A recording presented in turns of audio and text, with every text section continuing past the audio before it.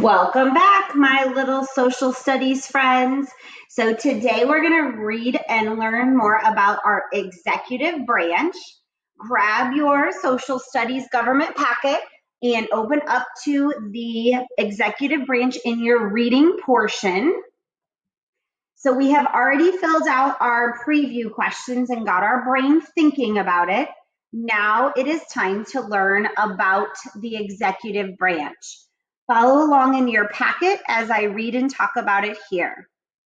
The executive branch, the job of the executive branch. The executive branch approves the laws passed by Congress and makes sure that the laws are carried out. The executive branch is responsible for spending tax money the way Congress says it should be spent. So remember, we read about the legislative branch who makes the laws and who sets the budget. The executive branch approves the laws that Congress says, and they spend the money based on the budget.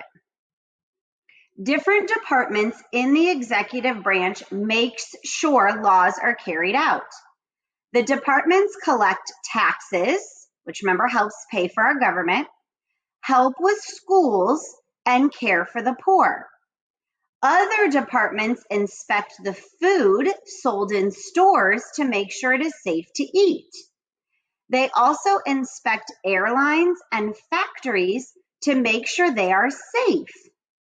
People in the executive branch also help build bridges and highways and take care of our national parks. Some workers try to discover new medicines or learn more about outer space. So those would be some examples of different departments in the executive branch. Let's talk about the leader. Leaders of the executive branch. The President of the United States is the leader of the executive branch. The President gets help from the Vice President and a group of advisors called the Cabinet. So the President is the leader. The Vice President and his Cabinet help him in making decisions. The President is also the head of state. So another name that we call the President is the head of state. Okay, before I go to the next slide, let's look here. This is a picture of the White House where the President lives and works. So here is a picture of the White House. Being called head of state, the President meets with other world leaders.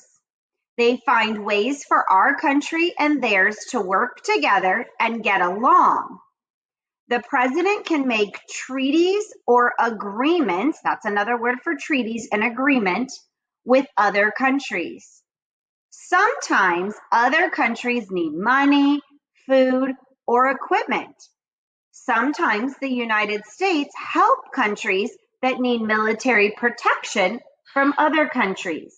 So the President can make agreements with other countries to help them in times of need. The President is also in charge of all of the US military, all of it, and is called the Commander-in-Chief. That's also another name. So the President is called the head of the state and Commander-in-Chief. The President can order the military to defend the United States at any time. So the President has lots of different jobs and hats. How do you become the President?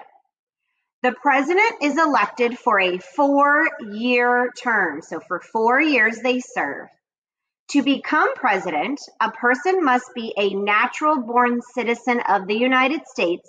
That means that you have to have been born in the United States, be at least 35 years old.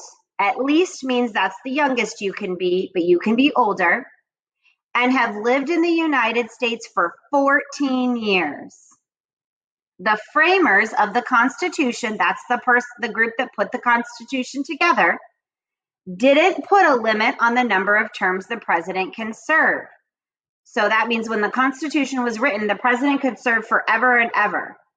But That was changed in 1951 when the 22nd Amendment became law. That amendment says the president can only be elected to 2 terms. So in 1951, it was decided that the president can only serve 2 4-year terms, which would be 8 years. After 8 years, the president cannot serve. This year, we are coming up for an election.